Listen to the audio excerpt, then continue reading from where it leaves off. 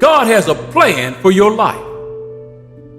Jeremiah 23:11 says, "For I know the plans I have for you, declares the Lord, plans to prosper you and not harm you, to give you a future and a hope." God has a plan for every individual watching this video today.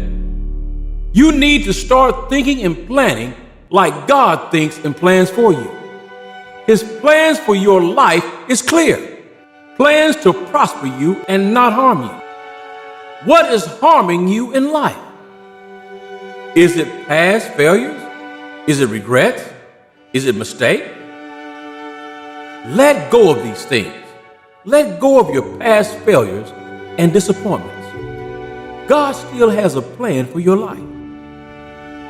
Romans 8:28, "And we know that all things work together for good to those who love God," regardless of what's going on in your life or what has happened in the past. God still has a plan for your life. All you need to do is trust in Him. You may say, "I have messed up a plan A," but God is so powerful, He can make plan B and even greater than plan A. Life is not fair, and God never promised that life would be fair. But what He did say is that He is a God of justice. That means He will make wrong things right, regardless of what you are going through right now. It may not seem fair. It may not be fair. But God will not waste your pain. He will make all things right. What you and I both know is that life is full of things that we don't want or like to happen to us. Disappointments, frustrations, betrayal, heartbreak.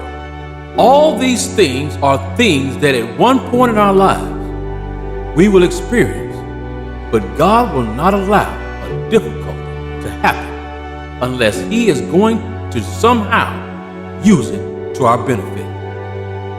Every closed door, every delay will work to your advantage in His plans to prosper you and not to harm you, to give you a future and a hope. Just look at all the unfair, unjust, negative things that happened in the life of Joseph. He went from being the favorite son to being betrayed by his brothers into slavery. He then went from slavery to being a household manager for Potiphar. Then he was sent into prison for a crime he did not commit. From prison to being the prison manager. And then he received an extended sentence. And then to finally becoming the second in command in Egypt. He literally went from being a slave, a prisoner, to the second most powerful man in the world at that time. And the news flash is, the same God that elevated Joseph is the same God that has promised you. I will make you the head and not the tail. The God that elevated Joseph has promised you that you shall be a tree planted by the rivers of water that bringeth forth his fruit in your season. Your leaf also shall not wither, and whatsoever you shall prosper.